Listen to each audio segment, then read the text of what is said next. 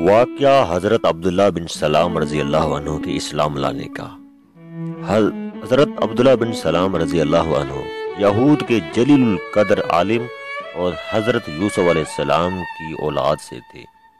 ان کا اصل نام حسین تھا اور وہ یہود بنی کنیکا سے تعلق رکھتے تھے۔ ایک دن انہوں نے رسول اللہ صلی اللہ علیہ وسلم کے یہ کلمات سنے۔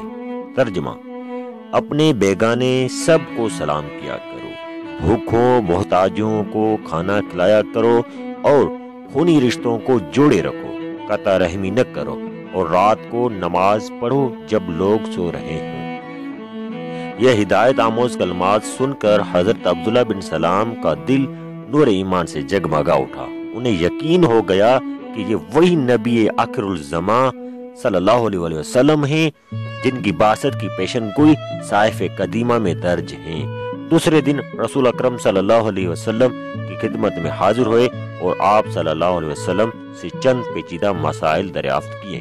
حضور صلی اللہ علیہ وسلم نے ان کا اطمینان بخش جواب دیا تو عرض کی: یا رسول اللہ صلی اللہ علیہ وسلم، میں شہادت دیتا ہوں کہ آپ صلی اللہ علیہ وسلم اللہ کے سچے رسول ہیں۔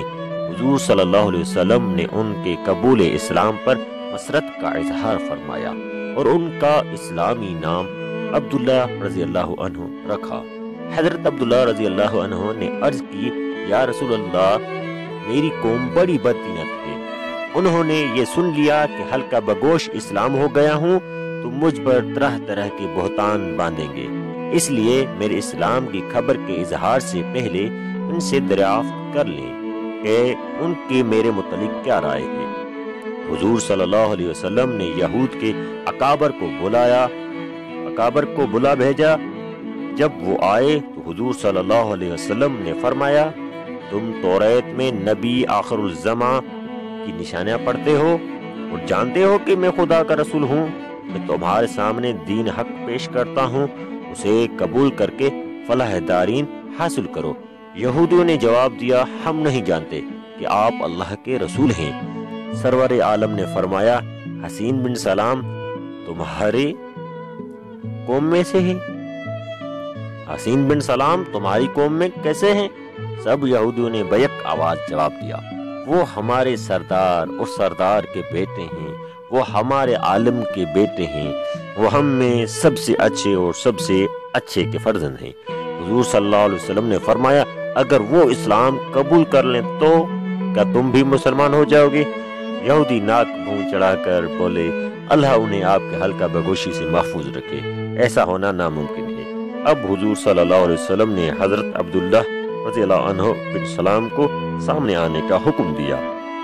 وہ کلمہ شہادت پڑھتے ہوئے باہر نکلے اور یہودیوں سے مخاطب ہو کر فرمایا: اے ایان قوم، اللہ واحد سے ڈرو اور محمد صلی اللہ علیہ وسلم پر ایمان لاؤ، بلا شبہ وہ اللہ کے سچے رسول ہیں۔